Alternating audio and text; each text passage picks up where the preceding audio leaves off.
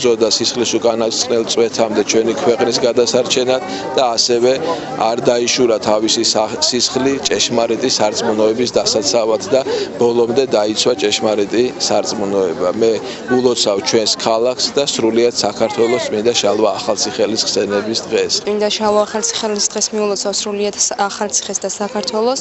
დღევანდელი დღე ძალიან მნიშვნელოვანი არის ქალაქისთვის. დღეს ბევრი ღონისძიებები იგეგმება და მიხარია რომ ვარ ახალციხელი გილოცავთ ყველას.